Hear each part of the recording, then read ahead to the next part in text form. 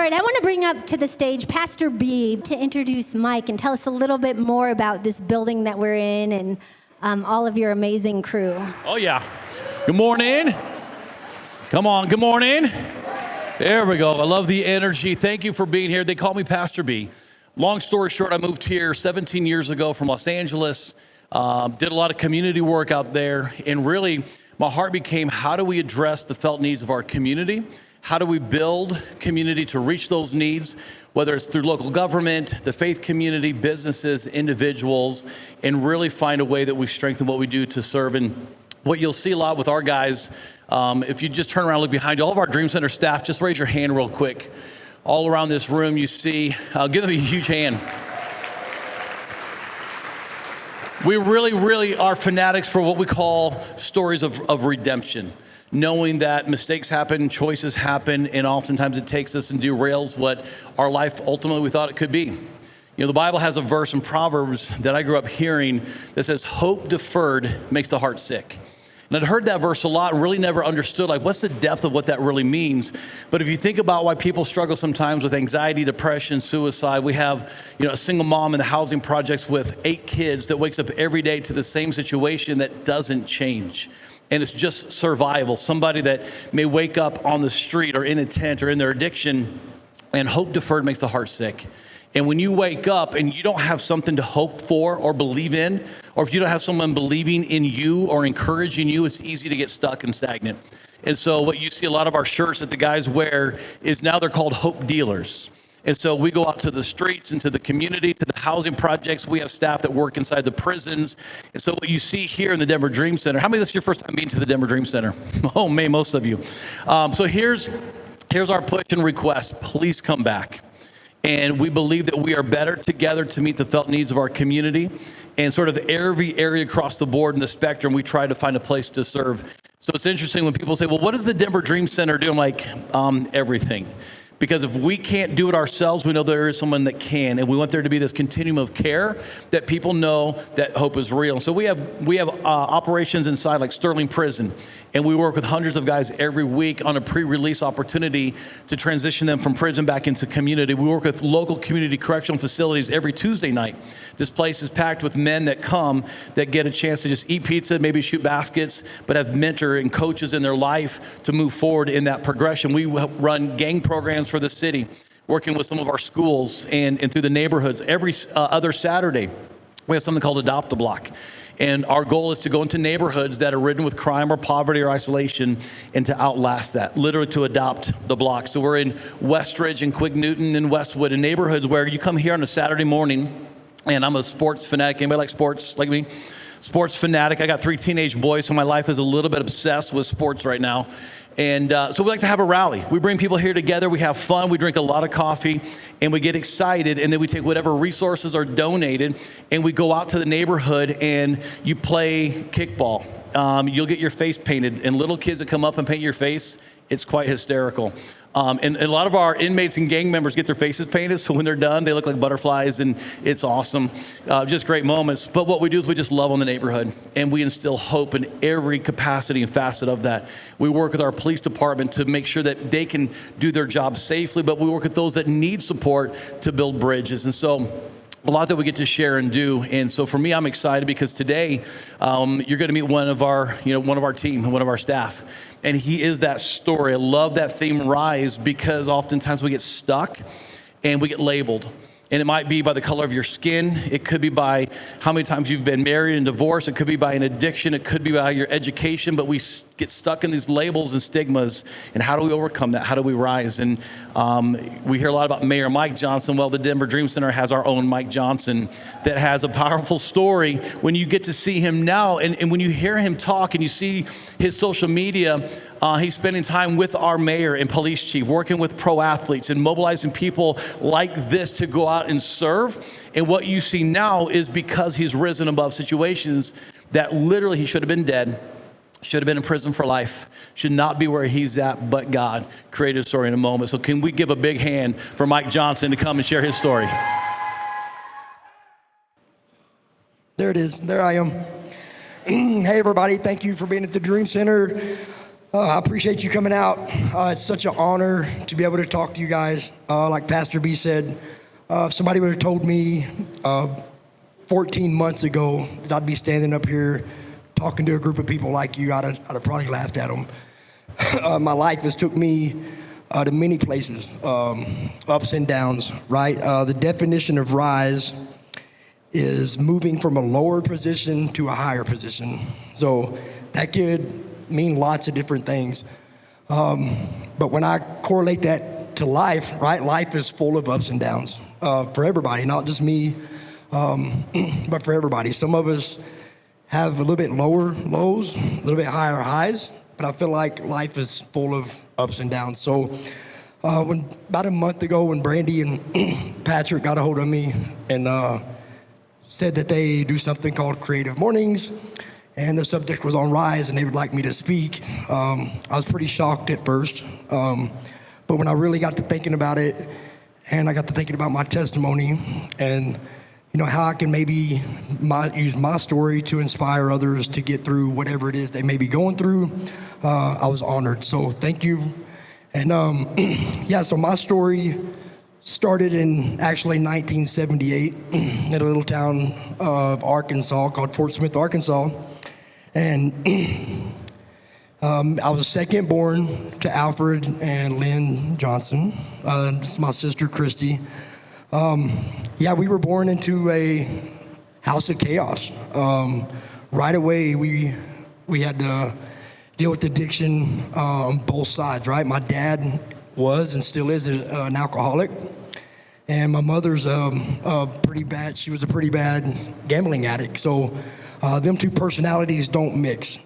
So the first part of our life, a lot of people's memory, I don't know how y'all memory work, but it's crazy to me how I can remember so much about my mom and dad's marriage, and then they got divorced when I was 5 years old. But everything I remember is, like I said, complete chaos. My dad, he would go to work. He worked really hard. He was a functioning alcoholic. But my mom's gambling addict, spending all his money, didn't mix very good. So he would go to bars and get drunk and come home and take it out of my mom. So all I remember about my childhood is seeing my mom either beat up, black eyes, broken ribs. One of the most vaguest memories I have of my mom and being a little kid is going into the bathroom and seeing her in the bathtub full of blood. And to me as a little boy, I didn't know the difference between a water logged down with blood. I thought it was a complete bathtub full of blood. I was shocked that the body could hold that much blood, but knowing now, I realized it was just watered down, with blood. So, but still, that was a lot. Me and my sister had to see that every day. And what's crazy to me about my childhood is when you go to the next screen, where we at? Is at 5 years old, my mom and dad got a divorce, thankfully, for her. And with my mom's gambling addict, she was unable to keep a place. She was unable to keep a house. She was unable to keep anything. So me and my sister ended up staying with my dad and my stepmom, which was great. And it's crazy to me how me and my sister are 14 months apart. And if you was to ask her about our testimony and our childhood, her story would probably be way different than mine. Her perspective of what happened was way different. And I can kind of see why, because I don't know what it was about my dad, but he never put a hand on me. But I had to watch him for several more years, even with my stepmom, continue to just beat on her, take whatever anger he had out on her and my sister. But for some reason, he never put his hands on me. And to this day, I don't understand it. I don't know why. It's something that I may not ever know, but what it done to me is, looking back, is going through grade school and preteens. It made me, every time I'd see a boy be mean to a girl, I would jump on him and I'd beat him. It made me mean. So I would take my anger out. What I seen at home, I'd go to school and carry that out, just like he did. So between kindergarten and 7th grade, I got expelled from 8 different schools. Got kicked out of each one of them probably 4 or 5 times before they expelled me. And every single one of them was because I felt like another boy was being mean to a girl. And I didn't want to see that. And, you know, logically, probably thinking back, I was probably something I wish I could have done to my dad. But obviously I wasn't big enough to do that. So I would do it to every other kid that I seen. So my dad knew he had to get me out of that town and out of them schools. So we moved in 7th grade, we moved to Cedarville, Arkansas. It's a little bitty country town, way out in the woods. He said, I'll get him out there where there won't be nobody around for him to get in trouble with. So, which thankfully for me, that was the best time of my life. I walked into 7th grade and I met a girl of my own. Her name is Emily. And we were 13 years old. I walked into 7th grade math class and looking for a chair to sit in. And she was like, hey, you can sit right here. So I immediately fell in love. Probably the first girl that ever talked to me like that and smiled at me. So, yeah, I thought I was the coolest thing in the world. So I started immediately lifting weights. I started taking care of my body. You know, I got to look good for her. About 3 months into that, I asked her to go out with me, and she said yes. So we started dating. I was playing football. Yeah, it was probably the best years of my life for sure. I got my grades up and actually became a pretty decent football player. Our high school in Cedarville was 7th through 12th grade, all one school. It was pretty cool to me that in 8th grade I was running that entire school. Like I said, I was starting for the high school team. You know, I was beating up on 11th and 12th graders. I just thought I was the coolest thing in the school, and actually I was. So, but yeah, so my dream immediately switched, and I wanted to play football. That's all I ever wanted to do. That's all I thought about. Actually, her and football. But she was a good teammate, right? She made sure my grades were up. She was a straight A student, only child. So her parents were a lot more conservative than mine. So anytime I'd go see her, we'd have to be at her mom's. Her mom and dad would be around, chaperone us to the movies, stuff like that. But trust me, we found ways to sneak off by herself many times. But yeah, so my dream was to play football. So I felt like I had risen, right? I was the jock of the school. Everybody loved me. Everybody's mom and dad always talked to me. They always loved me. One invited me over. So I felt like I had risen at that point, right? I was the top stature of everything. But the thing about it is my dad, none of my family ever went to college. Far back as I can think, nobody ever went to college. So for us, that was brand new. Even when I told my dad, I'm gonna play college football, he's like, yeah, okay. Yeah, do you even know what college is? What is it? Where one at? I don't even know where one's at. But so we relied a lot on my football coaches to help me. In 11th grade, I had the opportunity to go back to Fort Smith and play for a huge 5A school, which I was going to do to try to get noticed to play football. Well, the weekend before I left, my football coach came to me and he was like, you know, Mike, we support you doing this, but he's like, I've already got 3 or 4 or 5 colleges calling me, asking me about you. So you can go if you want, but we'd love to have you here. So I was like, if that's the case, there's no point in me leaving, right? Like I got it in the bag. So I stayed there, continued playing football. Found out my senior year, after my senior year was over, that Coach Ledbetter never put a word into nobody. He didn't want me to leave his defense, offense, kickoff, return, punt. Like, yeah, he didn't want me to go. So he told me what he needed to tell me. So I was lost. I didn't know what to do. I was completely torn up. I was completely broken. So this is me and Emily at graduation. Yeah, you see, I was a pretty big football player. I say, and I ran that football field, I promise you that. But yeah, so I was surprised. I mean, I thought there was no way that somebody wouldn't want me to play for them. So Emily actually made me a highlight tape with all my games put together. She was my cheerleader. She was on the cheerleading squad. So her mom and dad had all the games on film. So she went back and made me a highlight tape. We had like 3 weeks left, or 3 months left in our senior year, and she sent it to like 30 schools. But yeah, a little too late, right? So, yeah, we ended up graduating high school, and I was so upset about not going. I didn't know what I was going to do with my life because that's what I planned the whole time. So, yeah, so I just decided to go to the military. My next door neighbor was a recruiter, and my whole life since I was this big, every time he'd see me, he's like, "You're going to the Army, boy. I'm going to get you in the Army." And I was like, "No way. Yeah, I'm going to play college football," you know. So the minute I was let down, I knew I wasn't going to college. I walked over to my neighbors and said, "Let's do this." I was embarrassed. I was ashamed. I told my whole family. I told everybody I knew. I mean, that was my identity, right? Is football. So when I realized that wasn't going to happen, I said I went to my neighbor and I said, "Sign me up." So here I am at 17 years old, second of the 142nd Field Artillery Unit. I went from playing football to shooting cannons, and I loved it, right? I felt like an Army man. That was cool.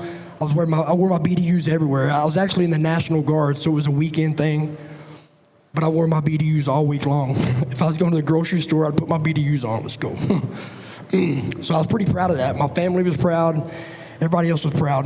The problem with it being every other weekend, I still didn't have an identity during the week, right? So all my cousins, my sisters, my friends, as hard as I tried to stick with Emily and stay away from all the bad stuff, they didn't have nobody like that. So what they did in their pastime was smoke weed, get drunk. One of my cousins would drive back and forth to Oklahoma City to Fort Smith and introduce methamphetamines to Cedarville, Arkansas, which I thought was the craziest thing in the world. But during the week when I wasn't playing Army man, I found out that Emily was going to see my sister, and they were partaking in all the drugs I just mentioned. I'd been doing that for months behind my back, so that just completely destroyed me. I felt like I couldn't trust anybody. I seen my dad do it. I seen my stepmom do it. I seen everybody I love do it, and it tear them apart. And then now I seen my fiance at the time doing the same thing with my sisters. So as mad as I was, I didn't know anything else to do besides join them, right? So I started using drugs at a very young age. At first I just started dabbing in it, selling in it, doing it on the weekends. But just like everything else, that leads to an everyday habit. So in my early 20s, me and Emily were now addicts, just like everybody else I knew. With that being said, we were moving from house to house to house. My mother was in Tulsa, Oklahoma, excuse me. She was just getting out of prison for gambling. She would write hot checks at the bingo hall, thinking she was going to win. She wouldn't win, and they would just stack up and stack up and stack up on her, till eventually the prosecutor came, put her in jail, put her in prison. So about the same time my mom was getting out of prison in Tulsa, we found out Emily was pregnant. So, matter of fact, she was pregnant with our first daughter. Her name is Reagan, and today Reagan turns 25 years old. So, yeah. So proud of her. She's so beautiful. So, yeah, that completely changed my life again, right? We talk about ups and downs and rising and falling. Well, the minute I found out I was going to have a kid, my entire life changed. I knew I had to do something for her. I knew I had to do something for my family. So immediately we picked up and left. One thing I've heard since I was a kid, and it's still true today, right? If you want to get away from things, you want to get away from bad habits, people, places, and faces, like there's no way you can do it around the same people that are still doing it. So at a very young age, I made the decision, you know what, let's go. We're going to Tulsa, Oklahoma. We're going to leave everything we know, because my mom never used drugs. All she did was play bingo, smoke cigarettes. So I figured we were safe going to Tulsa. So we go to Tulsa. I immediately get a job retreading 18-wheeler tires. Hard work, dirty work, but I knew I needed to provide for my wife and my kid, or my fiance at the time. So I put Emily back in school, or she decided to go to nursing school in Tulsa. So that's what we were doing. She had our first baby. I was retreading 18-wheeler tires, and we were living great. Life was good at the time. It was pretty tough. But in 2000, Y2K, Emily wrote into a radio station. They said, "Why should you be the couple we marry?" So she wrote a big essay and told them our story. We've been together since we were 13 years old, and we walked down the aisle together, Mr. and Miss CH, and all the good things. I didn't even know about it. I just come home from work one day, and she's like, hey, we're getting married Saturday. I'm like, what? And I was like, okay. And we're from Arkansas, so the one stipulation we had to go get a blood test to make sure we wasn't brother and sisters. So we did that, took care of that, and we passed. So, but yeah, it turned out to be the largest wedding in Tulsa history. It still is today, because it was at Fair Meadows Racetrack, a horse racing track. Yeah, you would think my mom set that up, but she didn't. It was my wife. Yeah, but yeah, so it was in between the 7th and the 8th race, or 8th and the 9th race in the winner's circle, which is pretty cool. We got to bet on the next race, and they sent us to Vegas, and all they said throw over down a limo down the track to the winner's circle. It was pretty cool. But it was the largest wedding because we had like 7 people we knew there, but the whole grandstand was full, so it was on ESPN and all that. Yeah, pretty cool. So we were happy. We were excited. To us, it was just another day, and I mean, not another day, but just a piece of paper that we already felt like we was married anyway. So July 22nd, Y2K, we got married. And here we are. The next 10 years was great. Actually, I was still retreading tires, and I come home from work one day, dirty, covered with rubber dust from head to toe, and I walk in the bedroom, and there's some slacks, a button-down shirt, some penny loafers already. I'm like, what is this? Emily says, you're not going to work tomorrow. You're going to do an interview with a company called Furniture Factory Outlet to be a sales rep. I'm like, you're crazy. There's no way. Look, I'm a retreader. I'm a tire dog. I said, there's no way. She's like, man, you could sell ice to an Eskimo. She's like, this is a perfect opportunity. I'm going to get you out of the tire shop. You're going to go. I've already set it all up. So, lo and behold, I did. The next day I went into this big, humongous furniture store, sat down and interviewed with a guy, and it went great. The guy was from Arkansas. We were about 2 towns away from each other, so we knew a lot of the same people, so it went pretty well. The only thing at the end, he was like, the only thing I'm concerned about is you're kind of quiet. He's like, I don't know if you can ask for the sale. I was like, sir, I'm just trying to be professional. I'm like, I promise you, if you're not here, I can ask for a sale. So they gave me a shot. They let me come in and sell furniture. And I started the company in April, and there's 33 stores in the company, about 680 salespeople. And from April to December, I was the #1 salesman in the company. Outsold everybody. So yeah, it opened some eyes, and I found my niche. I mean, I loved it. I'd come in there at 6 o'clock in the morning. I wouldn't leave till 10 at night. Sometimes sleep there. I just loved what I was doing. And it showed. Like I said, I made a lot of money doing that. Within 6 months of becoming a sales rep at Furniture Factory Outlet, they promoted me to retail sales manager back in Russellville, Arkansas, where we're from, and gave me my own store. You know, the one thing, probably my proudest moment in Russellville is when I took that store over. It was already an established location, and the manager that was there was from Little Rock, Arkansas. We opened a store there, so he wanted to go home, so they moved him there. But my district manager told me, he's like, Mike, you're coming into a tough store. Terry Earhart ran the heck out of this place. He's like, so I think it's pretty tapped out at $1.2 million a year. He's like, so we're expecting your sales to drop a little. That's okay until you get it back up and running. And I made him a promise. I said, I'm gonna go to 2.5 within 2 years. He kind of laughed at me. Well,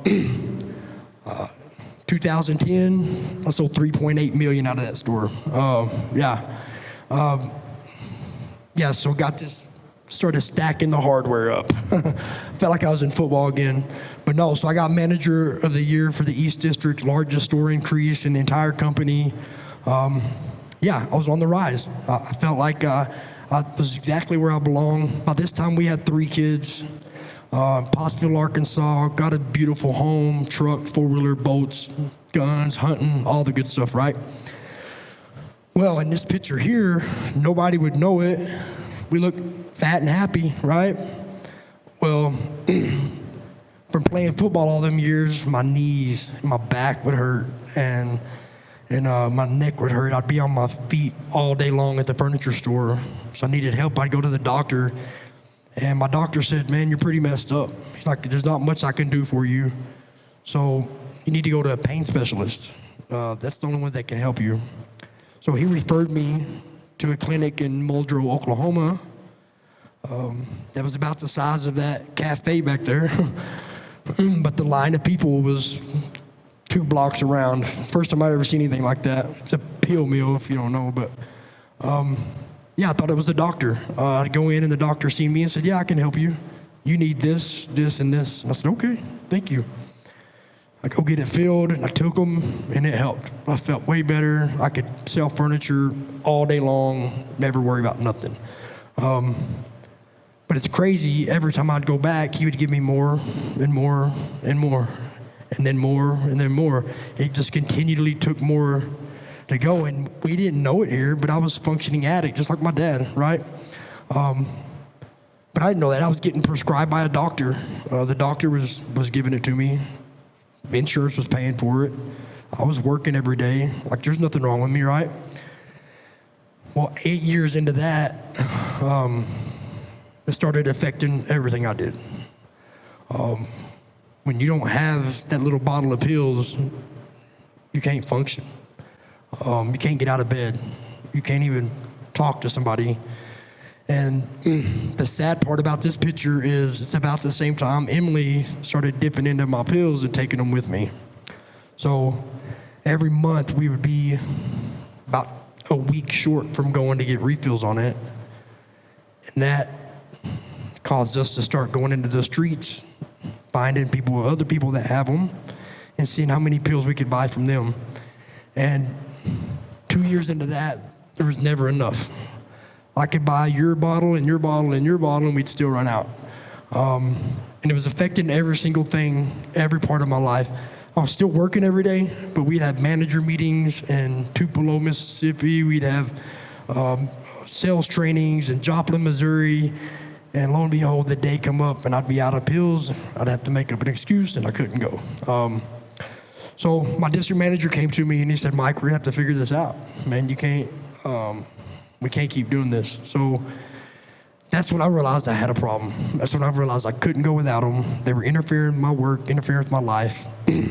So I had to do something. So I'd go to my doctor and ask him, man, I need to get off these. Can you start tapering me down? Start weaning me off?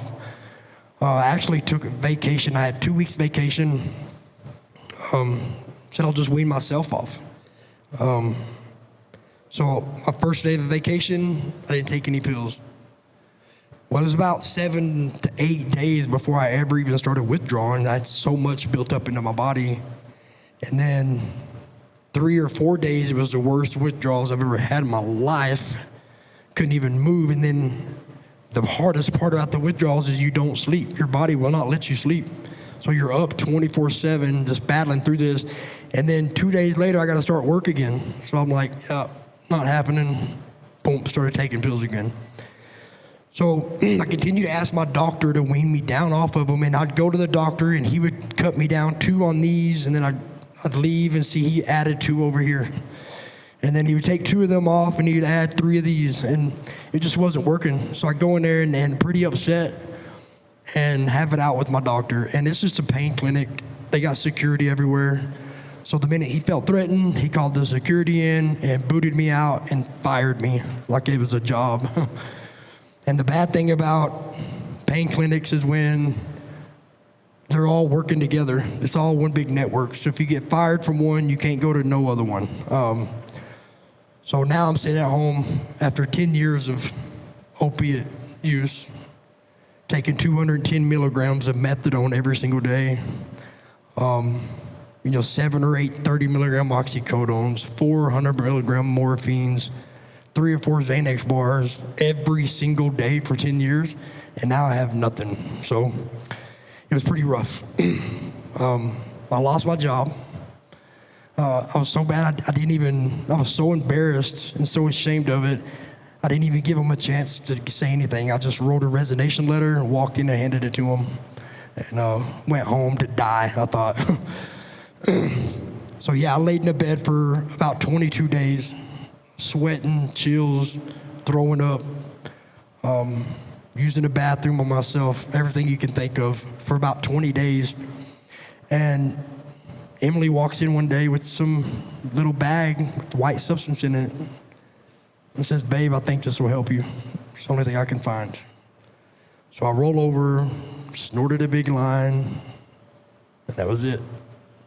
It's the last thing I remember for a couple of years. And the sad part about that is my kids had to watch that, and my kids had to go through that. Yeah, I had to sell our home. Well, first I sold the four-wheelers, and then the boats, and then the guns, and then our home. And now we're renting out of duplexes and begging people to let us stay there. And my kids are bouncing around with us the entire time watching this.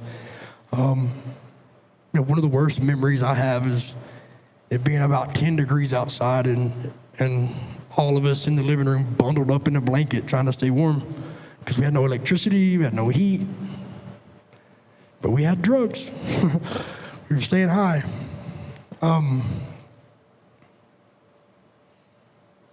So yeah, I had to, at that point in my life, I had to make one of the hardest decisions I ever made. And you remember the people, places, and faces thing? Well, I had to make that decision.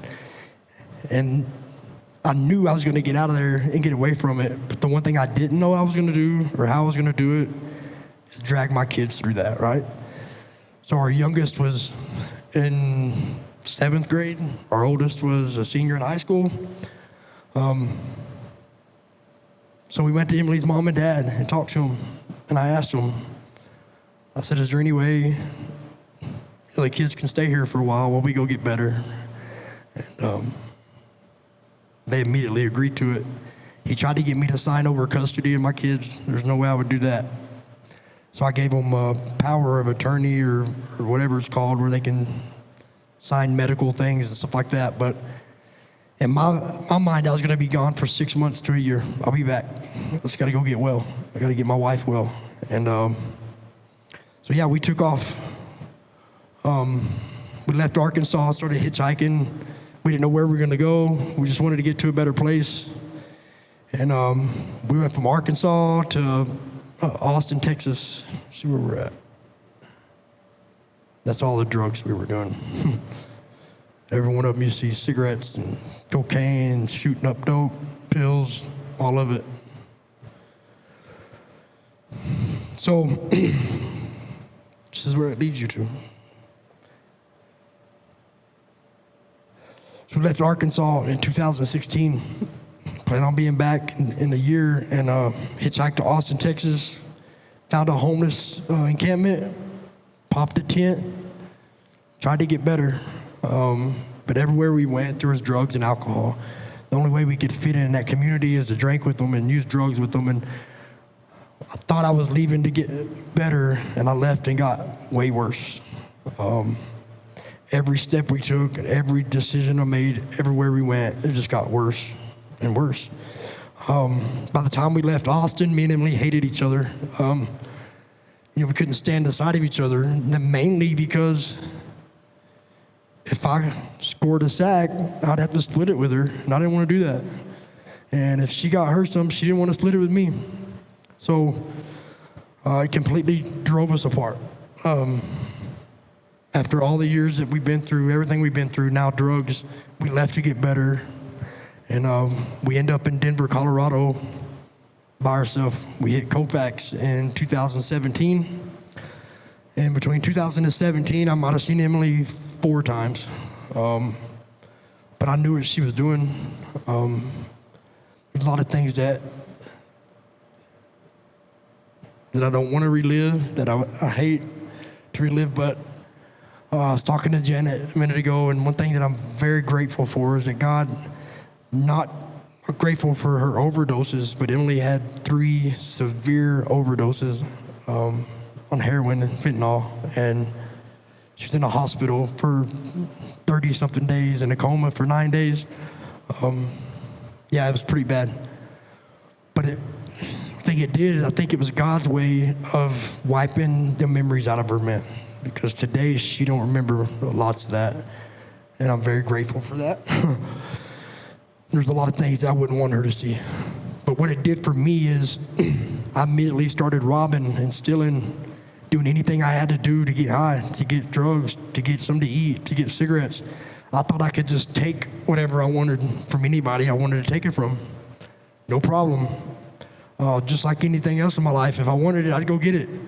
If I didn't have something, I'd go into Home Depot and grab the most expensive thing I've seen and walk out. If I was on the light rail and you set your purse down, better watch out. That's an opportunity for me. I mean, every single day I was robbing and stealing and breaking into things. And in 2017 to 2019, if your car got stolen, it might have been me. And I'm sorry. But I got arrested 17 times in 2 years in Jefferson County, Colorado. Couldn't get any help. I was just crying out. I'd get out and I'd go immediately go break into something, steal something again, and beg them to help me. That's probably the worst 3 years I've ever had in my life. Outside of the tent, I would act like this is exactly what I want, right? I'm making the decision to do this. I'm off the grid, incognito, but I go back inside the tent and cry every single night because I knew it's not the life I wanted, but it's the only thing I knew how to do. It's the only thing I could do. So the hardest part for me is I'd go into jail and do every program they have: relapse prevention, celebrate recovery, breaking chains, codependent relationships. But they would release me and nobody would be there. The second they kicked me out of the door, right back on the light rail, right back to the tent, nobody would be there. And I got pretty angry. So in 2019, the cops, Emily was in the hospital for a severe overdose. She had just came to out of the coma, and I went to get her something to eat. Lakewood cops seen me, tried to come get me. I ran, but his tasers caught me, and yeah, we scuffled it out. And I ended up assaulting the police officer and getting sentenced to 5 years in the Department of Corrections. I was almost relieved. This minute the judge said that I was sentenced to 60 months in the Department of Corrections, this wave went over my body. And I knew I was changed. I knew I was about to get the help I needed. I knew I was going to make up my mind, and this is it. This is how I do it, right? The only person I didn't know about is Emily. What is she going to do? And so I go to Crowley County, Colorado, and as soon as I hit the yard, 3 white boys come up to me and said, "Who you repping? Who you with?" I'm like, "I'm with y'all." Didn't know any better. They immediately handed me the pack, and it was on and running. I think prison was worse than the streets were. The prison guards were bringing in anything you wanted. We was making more alcohol in our cells than you could ever buy at the liquor store. Corruption, extortion, anything you can think of, it was happening in Crowley County. Thank God COVID hit, because the minute it hit, we got locked down 48 hours at a time, so it stopped all that. In 2020, I got released to the halfway house, and was pretty happy. Found out that Emily, through talking with my daughter, Brooklyn, found out that I wasn't coming back to that. I'd have made up my mind that I'm not coming back to the streets. If she's doing the same things, then our marriage is over as well. So Emily reached out. She tried everywhere she could. She found a ministry in Memphis, Tennessee called Stepping Out on Faith Ministry. And they immediately flew down here and picked her up and took her straight to Memphis, Tennessee. 3 big old black ladies. And little poor little Emily's they're like, "Let's go." So they took her to ministry. She did a year-long inpatient rehab with them. No cigarettes, no phones, no outside contact, know nothing. When I talk to Brooklyn, she's like, I think mom's in a cult. She's like, they won't let her talk to me. They won't let her nothing. I'm like, well, hope she's safe. It's 3 months into the halfway house, I ended up running. I met another girl. I thought I liked her, and I took off running from the halfway house. A month later, they caught me, and I go right back to prison. But this time I went with an entirely new mindset, right? I had hope. I talked to Emily a couple of times, and every time I'd pick up the phone, she'd like, dear Heavenly Father, please just take care of my husband. I'm like, what? What is she talking about? She's in a cult. But no, it was a very strict Christian ministry, and Emily went from one spectrum to the next, and she dove into it head first, 1,000%, and put all of her faith and all of her trust in our Lord Jesus Christ, and He saved her. He saved her life, and she immediately started preaching to me about it, and I knew that this was my only chance, right? This is the opportunity I've been looking for, and all I did the next 2 years I was in prison is pray every single day. For one, that God would reunite me and my wife. For two, that God would find a way for me to be able to use my past and use my story and use what I've been through to inspire change in others, right? Don't let this be my legacy. Don't let me get out and be an ex-con and be a drug addict and be a criminal, be a felon, and that's all I'm gonna be.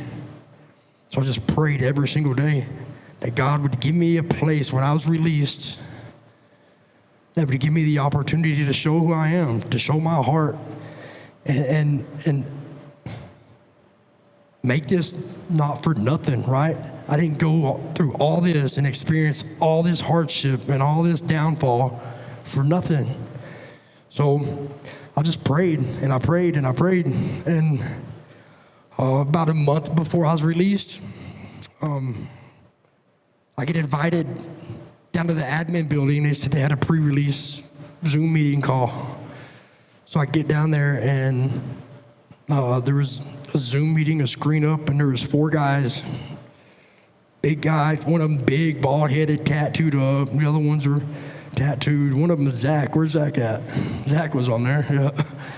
And they were sitting in that room right back there, yep, on the Zoom call. And I told them, I was pissed off. I was hearing them tell me all these things. Oh, we'll do this for you, and we'll just do that for you. I said, man, I heard it 1,000 times. You know, I don't believe you. Like, where you're getting your butts kicked at is at the door, right? I don't want to hear none of this. I've been through all of that. But what are we going to do when I hit the ground, right? Danny Diaz said, take my phone number down. Call me. And, yeah, okay. I did. Threw it in my bag, whatever. So 3 months later, sure enough, the same thing every time I was released. They put me on a bus in Sterling, Colorado, and bring me to Union Station and dump me off. I had nowhere to go. I had no phone. I had no social security card. I had no birth certificate. I didn't have a Colorado ID. Nothing. Just dumped me off. Said, you're on parole. Report tomorrow. So I was scrambling. I'd heard about an Oxford house, a sober living house down on South Monaco that would take me. So I spent the whole afternoon in the cold rain, November 19th, November 22nd last year. And I get all the way to Monaco, and the guy's like, dude, our house is full. Sorry, you can't stay here. And so I didn't know what to do. I go digging in my bag to call a couple of my old buddies I knew before that would have a motel room or a car or something to come pick me up. And I ran across Danny Diaz's phone number. I'm like, you know what? I'll try. It's not going to hurt anything.